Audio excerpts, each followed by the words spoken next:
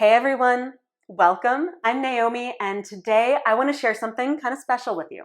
So I created a special resource for the students in my online community, Move with Naomi, which is my online movement and yoga studio.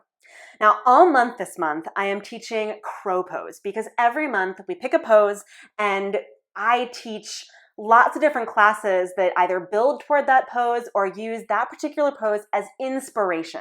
And this month that I'm recording this and sharing, it's crow pose, which is a really fun arm balance. Some people even call it like the gateway arm balance because it prepares you for all of the other arm balances, or at least most of them.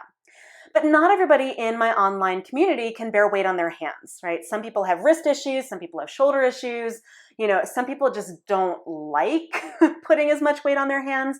And so I wanted to create a resource that offered them 3 different ways that they could practice crow pose with me in the class, but not have to bear weight on their hands. So I thought that because probably there were other people who could use this support and this resource, I'm sharing it with you too. So check it out. My 3 different ways to practice crow pose without bearing weight on your hands.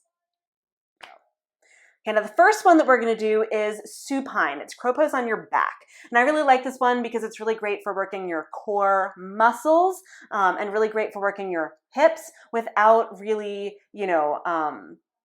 overdoing it, I guess, depending on what's going on. So no weight bearing in your hands and a little bit less strenuous for your hips. Okay, so I'm going to pull my mat a little bit closer. You're on your back. And the idea is you're creating the same shape for yourself as you would in crow pose. So your feet come together, and I'll turn a little bit to the side so you can see feet come together. So you've got that crow pose shape, and all you're doing is reaching up and holding, right? Reach up and hold.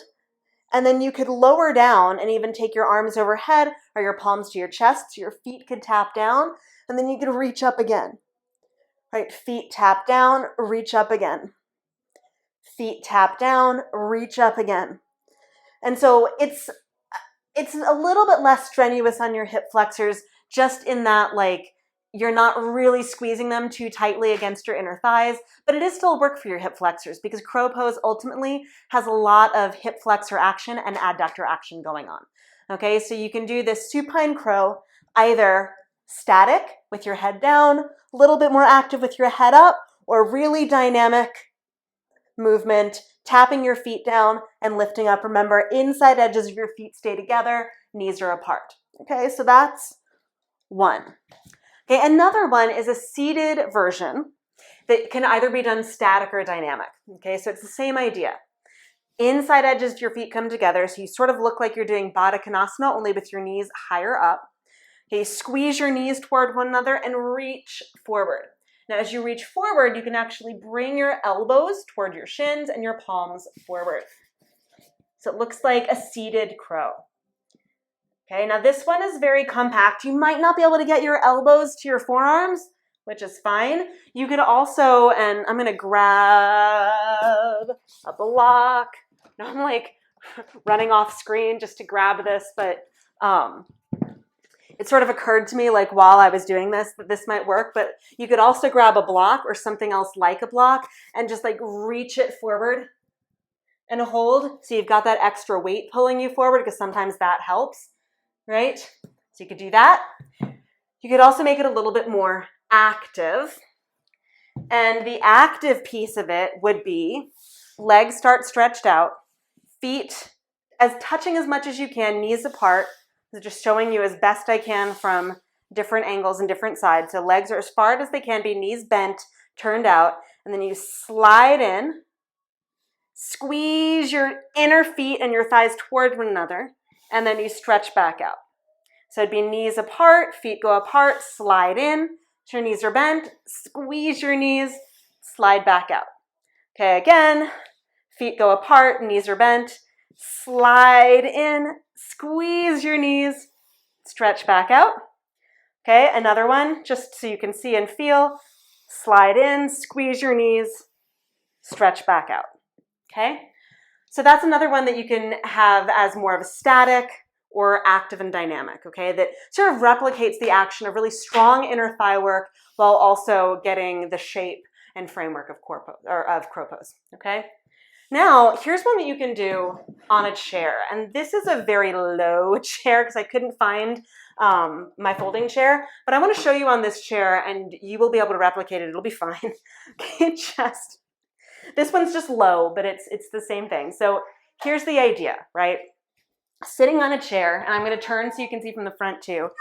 Feet are as wide apart as your hips, maybe a little bit wider, and all you're doing is reaching down and forward and squeezing. Okay, down and forward and squeezing. And again, this is another no weight bearing on your hands, your arms. All you're really doing, and I'm going to turn so you can see from the front. And if you're higher up, it's going to look different, but this is the general idea. Reach down and squeeze. Reach down and squeeze. So you get that inner thigh action here, that really nice squeeze action. Okay? And then you can come back up.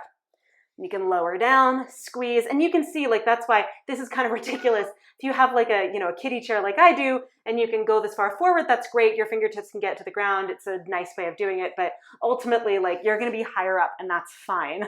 Okay? But all you're aiming for is that squeeze and slide back up. Okay? Now, if you want to make it more interesting, you can squeeze and lift one foot, put it down, lift another foot, put it down. Right? I don't necessarily recommend lifting both feet. I physically, like, I'd have to really pull back to do that. So it's just lift up, down, down. Okay, so it's just another way to create the same actions that you're after, but in a chair without any weight in your hands. And this one, in some ways, depending on how high your chair is, depending on what's going on, is the least strenuous for your hips until you start lifting a foot. Right? So if you keep your feet on the ground, this is fairly low impact for your hip flexors, right? And all you're really getting is this really nice squeeze and some mobility work for your pelvis. If you lift your foot, lift the other foot, that's going to add that extra layer there, okay? So those are a few really simple ways to work on crow pose without bearing any weight in your hands. So you can either make sure that you're on your back during crow pose, make sure that you're seated, or make sure that you have a chair handy if you just want to work the actions without putting any of your weight in your hands on the ground. So I hope this has been helpful. I hope that it's given you some things that you can do to support yourself in crow pose this month and in other practices that you might find yourself needing a crow pose variation. Crazy.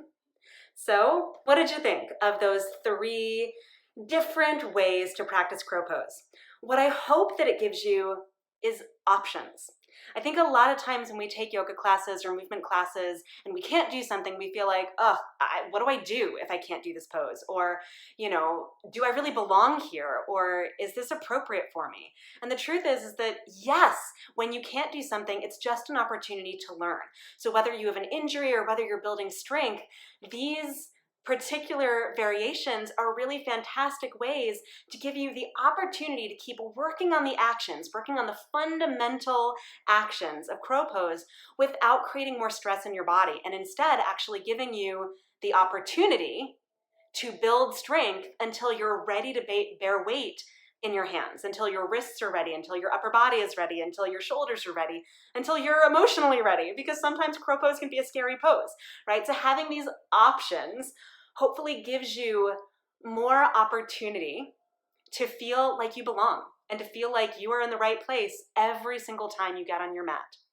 So thank you so much for hanging out with me here. Like I said, I hope that this gives you the inspiration to try crow pose in different ways and to explore the options that you have. And I hope to see you back on the mat again soon, whether it's here on YouTube or in Move with Naomi. I would love to see you in either place. So until the next time we meet on the mat, bye.